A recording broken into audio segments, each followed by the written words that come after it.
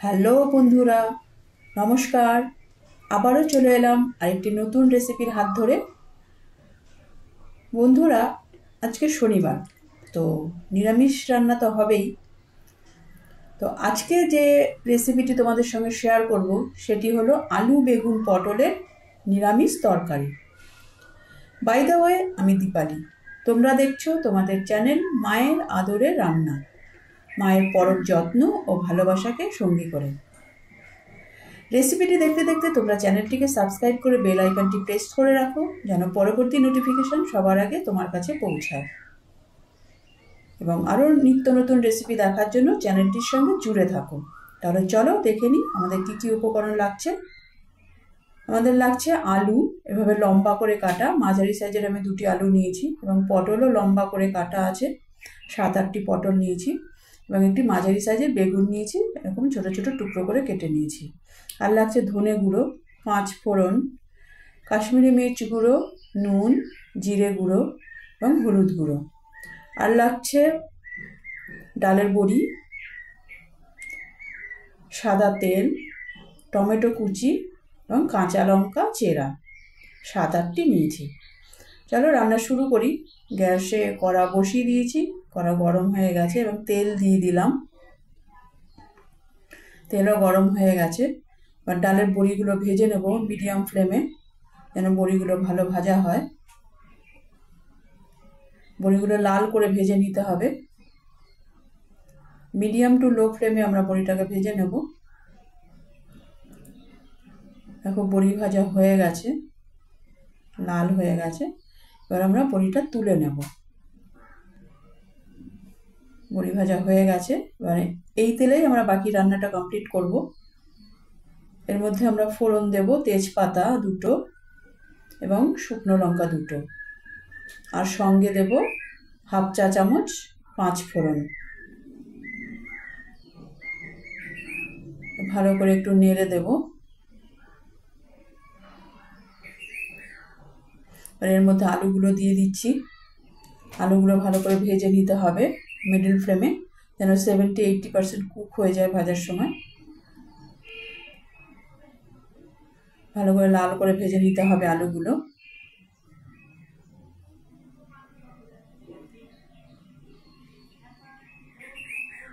এক চা চামচ নুন দিয়ে দিলাম,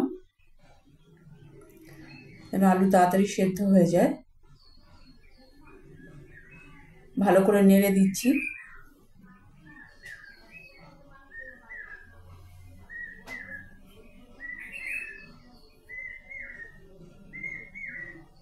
আলু হাফ লাল হয়ে গেছে ভাজা, আর একটু ভাজতে হবে।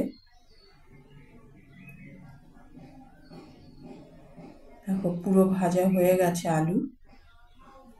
এর মধ্যে আমরা আদা পেস্ট দিয়ে দিলাম 1/2 চা চামচ। আর ভালো করে আলুর সঙ্গে ভেজে নেব, যেন আদার কাঁচা গন্ধটা না থাকে। ভালো করে নেড়ে দিলাম। এবার এর মধ্যে আমরা দিয়ে দেব 1 চা চামচ হলুদ গুঁড়ো। হলুদ গুঁড়ো দিয়ে ভালো করে নেড়ে নিচ্ছি, এবং ভালো কালার আসার জন্য আমরা হলুদ দিলাম।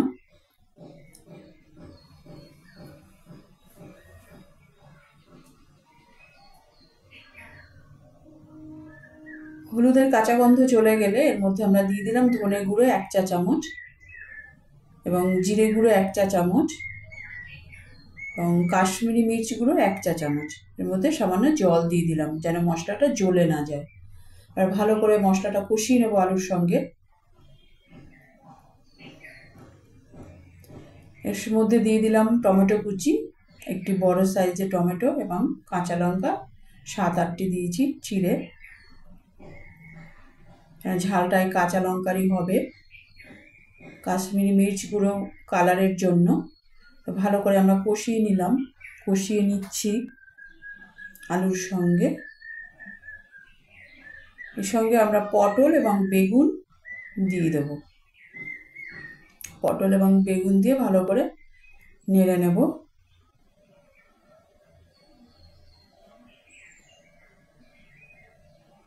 এভাবে 4-5 মিনিট কষাতে হবে আলুর সঙ্গে সবজিগুলোকে মিডল ফ্লেমে।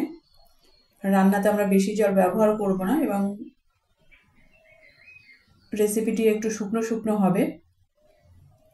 এখন আমাদের ভাজা হয়ে গেছে, এবার আমরা জল দিয়ে দিচ্ছি। জল আমরা 250 ml দিয়েছি, কারণ আলু 70 to 80% কুক হয়ে গেছে ভাজার সময়, এবং পটল এবং বেগুন সেদ্ধ হতে বেশি সময় লাগে না। তো এবং রেসিপিটিও শুকনো শুকনো হবে। এবার আমরা ঢাকনা দিয়ে ঢেকে 5 মিনিট রেখে দেবো মিডিল ফ্লেমে। 5 মিনিট হয়ে গেছে, এবার দেখে নিই। ভালো করে নেড়ে দেব, ভালো করে নেড়ে দিচ্ছি উল্টে পাল্টে। এই সময় তোমরা নুনটা চেক করে নেবে, যদি প্রয়োজন হয় একটু অ্যাড করবে।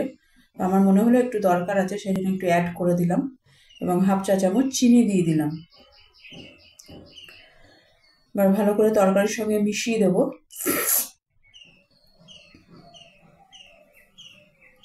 ভালো করে মিশিয়ে দিচ্ছি তরকারির সঙ্গে নুন এবং চিনি।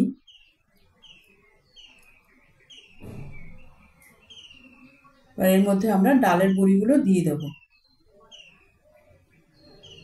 ডালের বড়ি দিয়ে দিলাম, এবার ভালো করে মিশিয়ে দেবো তরকারির সঙ্গে।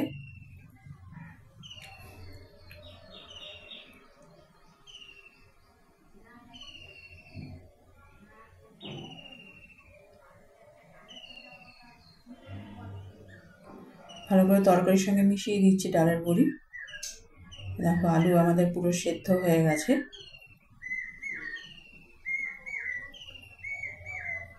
এবার আমরা ঢেকে রেখে দেবো 2 মিনিট একদম লো ফ্লেমে, যেন তেল মশলা সব বড়িগুলো অ্যাবসর্ব করে নেয়।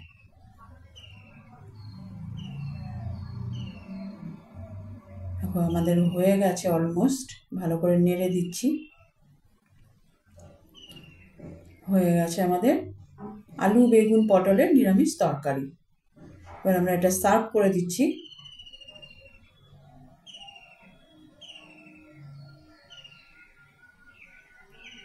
আমাদের রেডি আলু বেগুন পটলের নিরামিষ তরকারি। তোমরা এই রেসিপিটি ভাত, রুটি, পরোটার সঙ্গে ট্রাই করতে পারো, খুব ভালো লাগবে। এবার আমরা টমেটো দিয়ে গার্নিশ করে দিচ্ছি।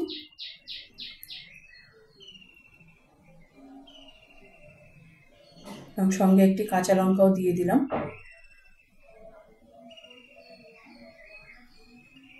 রেসিপিটি যদি তোমাদের ভালো লাগে তাহলে লাইক করে দিও, এবং তোমার প্রিয়জনদের সঙ্গে প্রচুর প্রচুর প্রচুর শেয়ার করো, এবং আরও এই ধরনের নিত্য নতুন রেসিপি দেখার জন্য চ্যানেলটির সঙ্গে জুড়ে থাকো। তাহলে পরবর্তী এপিসোডে আবার দেখা হচ্ছে। ততক্ষণের জন্য সবাই সুস্থ থেকো, ভালো থেকো। নমস্কার, ধন্যবাদ।